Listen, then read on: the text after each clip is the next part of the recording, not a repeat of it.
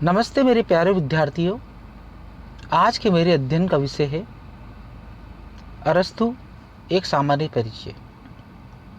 राजनीति विज्ञान के पिता, संविधानवाद के पिता, तुलनात्मक पद्धति के पिता और ना जाने ही ऐसे ही कितनी ही विधाओं के पिता अरस्तु। अरस्तु महान दार्शनिक प्लेटो का शिष्य था, जिनका जन्म एथेंस के स्टेगिरा के थेसियन नगर में 384 ईसा पूर्व में हुआ था। अरस्तु बहुआयामी विचारों के प्रतिपादक और चिंतक थे। अरस्तु को मैक्सी प्रथम राजवैज्ञानिक की संज्ञा देता है, क्योंकि अरस्तु ही ऐसा प्रथम विचारक था जिन्होंने विश्व के 158 देशों के संविधानों का अध्ययन करके राज्य के व्यवस्थित सिद्धांतों का प्रतिपादन किया। ना केवल उन्होंने पॉलिटिक्स में ये बतलाया कि राज्य क्या है, उसकी उत्पत्ति कैसे हुई है, अपितु उन्होंने न्याय, राज्य के अंदर संविधान किस प्रकार से कार्य करता है, कितने प्रकार के संविधान हो सकते हैं और राज्य में क्रांति क्यों होती है, क्या कारण है, उनका निदान कैसे किया जा सकता है, दासता क्या है, नागरिकता क्या है, ऐसे ही ना जाने राजनीति शास्त्र के विभिन्न विषयों पर अपने विस्तृत, व्यापक और वैज्ञानिक विचार रखे। उनके जो गुरु थे प्लेटो, वो आदर्शवादी, कल्पनावादी विचारक थे और उनकी पद्धति निगनात्मक थी, जो विशिष्ट से सामान्य की ओर अध्ययन करती है।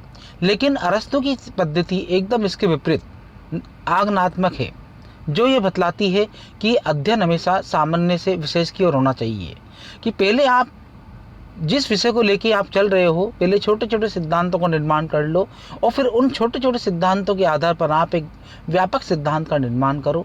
इसलिए प्लेटो की जो पद्धति है वो वैज्ञानिक, यथार्थवादी, विश्लेषणात्मक, सादृश्यात्मक से प्रेरित है। इस कारण मैक्सी प्लेटो को प्रथम राजवैज्ञानिक की संज्ञा देता है। अरस्तु को क्षमा चाहूँगा मैं। अरस्तु का जन्म 384 ईसा पूर्व स्टेगिरा के थेसियन नगर में हुआ था। उनके पिता का नाम निकोमेस थे, जो कि मैकेडोनिया के राज दरबार में वेद थे और उनके पिता की वेद के रूप में बहुत ही ख्याति थी। उनके पिता से विरासत में ही उन्हें चिकित्सा शास्त्र के ज्ञान के साथ साथ वैज्ञानिक दृष्टिकोण, विश्लेषणात्मक अध्ययन, तथ्यों के संग्रहण और कारणों की खोज का ज्ञान प्राप्त हो गया था। इस कारण चिकित्सा शास्त्र के क्षेत्र में भी अरस्तु ने बहुत महत्वपूर्ण वैज्ञानिक विचार दिए हैं और इस कारण अरस्तु को चिकित्सा शास्त्र का अग्रणीय विचारक कहा जाता है।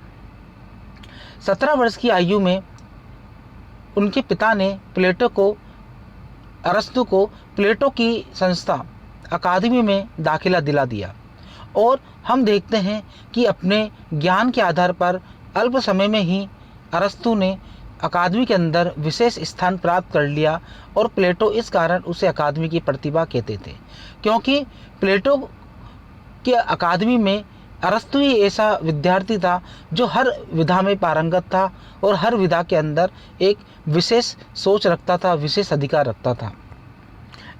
उनकी अध्ययन पद्धति, उनका अध्ययन का तरीका एकदम वैज्ञानिक था, जो कि अपने गुरु से एकदम भिन्न था।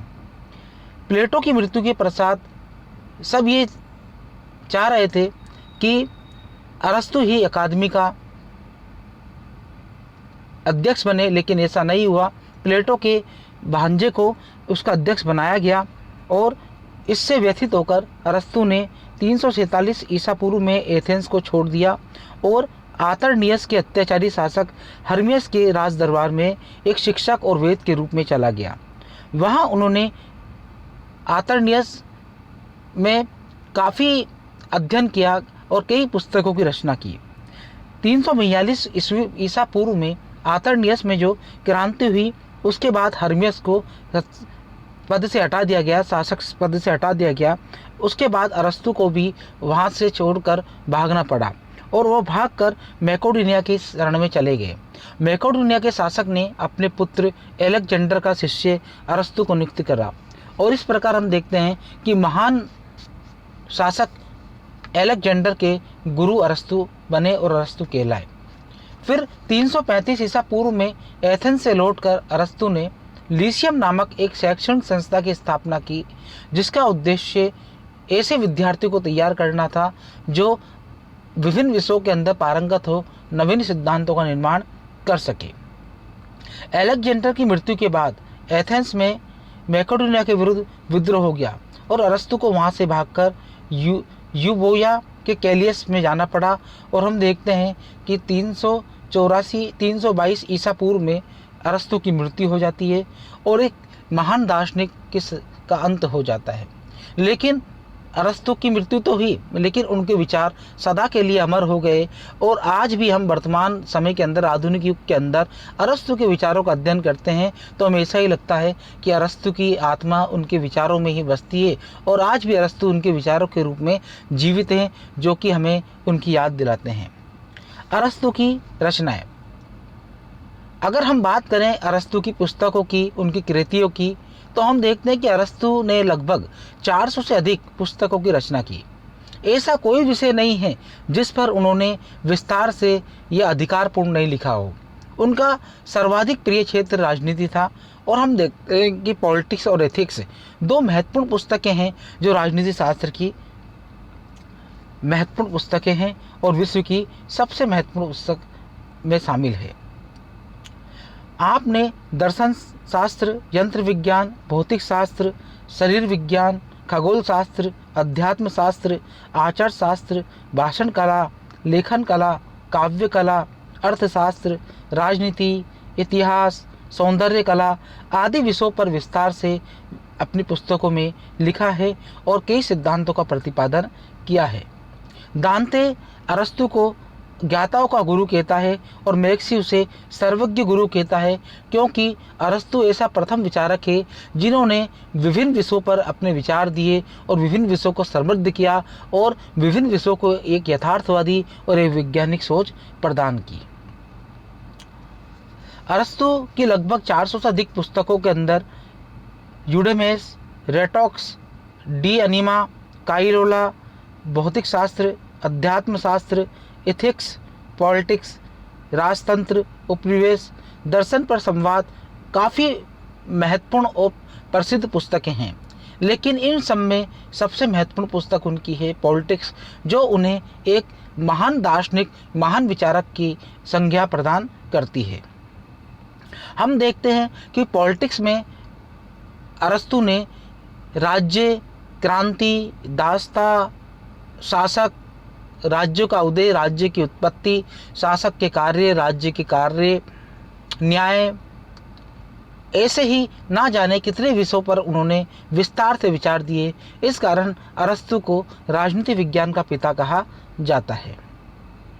अरस्तु प्रथम ऐसे विचारक थे जिन्होंने 158 देशों के संविधानों का अध्ययन करने के उपरांत राजनीति विज्ञान के सामान्य सिद्धांतों का प्रतिपादन किया। इस कारण उन्हें राजनीति विज्ञान के जनक के साथ साथ आगमनात्मक पद्धति का जनक, तुलनात्मक पद्धति का जनक भी कहा जाता है। जहाँ प्लेटो की अध्ययन पद्धति निगनात्मक है, तो वहीं अरस्तु की अध्ययन पद्धति आगमनात्मक है।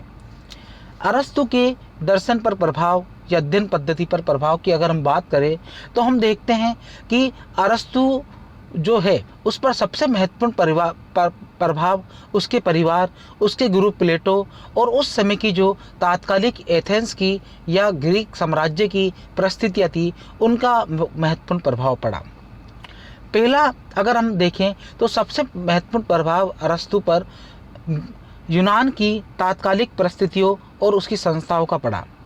अरस्तु का राजनीतिक दर्शन यूनानी राज्यों से प्रभावित था, क्योंकि यूनान के अंदर विभिन्न नगर राज्य थे और उनमें अस्थिरता और अस्त व्यस्तता थी।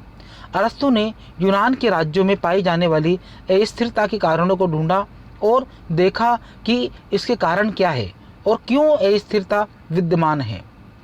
अरस्तु के शिष्य अलेक्जेंडर ने पूर्व में अपने साम्राज्य का विस्तार कर लिया, फिर भी अरस्तु ने नगर राज्य को ही अपने राजनीतिक चिंतन का केंद्र बनाया। अरस्तु को विचारों को प्रभावित करने में सबसे महत्वपूर्ण जो प्रभाव रहा वो तात्कालिक यूनान के नगर राज्यों की स्थितियों का रहा। और हम देखते हैं कि उन्होंने ये सोचने पर विवश कर दिया कि राज्य का स्वरूप क्या हो, राज्य क्या किसके लिए बना हो, राज्य कैसे काम करे और कौन सा शासन सर्वोत्तम होगा, कौन सी शासन विद्या सर्वोत्तम होगी, नागरिक कौन होगा, इन पर विचार देने के लिए उसे मजबूर किया। दूसरा प्रभाव प्लेटो पर, अरस्तु पर सबसे महत्वपूर्ण प्रभाव उनके गुरु प्लेटो का पड़ा। एक तरफ हम देखते हैं कि प्लेटो से अरस्तु बहुत अधिक प्रभावित था, क्योंकि अरस्तु की प्रसिद्ध पुस्तक पॉलिटिक्स और प्लेटो की प्रसिद्ध पुस्तक रिपब्लिक की में काफ़ी समानताएं देखने को मिलती है, और वहीं प्लेटो की प्रसिद्ध पुस्तक स्टेट्समैन और अरस्तु की प्रसिद्ध पुस्तक एथिक्स में काफ़ी समानताएं देखने को मिलती हैं। लेकिन समानता का मतलब ये नहीं है कि काफ़ी हद तक अरस्तु ने उनके विचारों को ग्रहण किया। उन्होंने एकदम विपरीत प्लेटो के अपने विचारों को दिया, क्योंकि जहाँ पर एक तरफ प्लेटो काल्पनिक, आदर्शवादी, निगनात्मक पद्धति, ऐतिहासिक पद्धति के समर्थक थे, वहीं इसके विपरीत अरस्तु इसके विरोधी थे।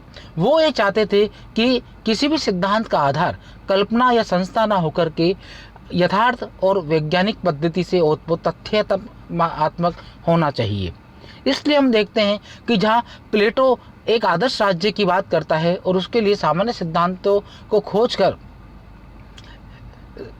खोजकर एक पृथ्वी पर स्वर्ग जैसे राज्य की कल्पना करता है, वहीं अरस्तु 158 देशों के संविधानों का अध्ययन कर प्रथम बार वैज्ञानिक दृष्टि से हम देखते हैं कि राज्य पर विस्तार से विचार देता है।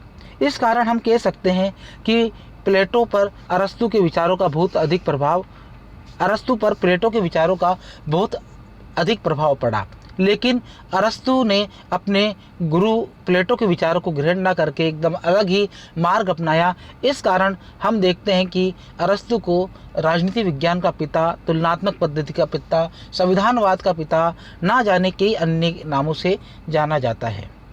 तीसरा प्रभाव अरस्तु पर उसके परिवार का पड़ा, क्योंकि हम देखते हैं कि उसके जो पिता थे वो मैकेडोनिया के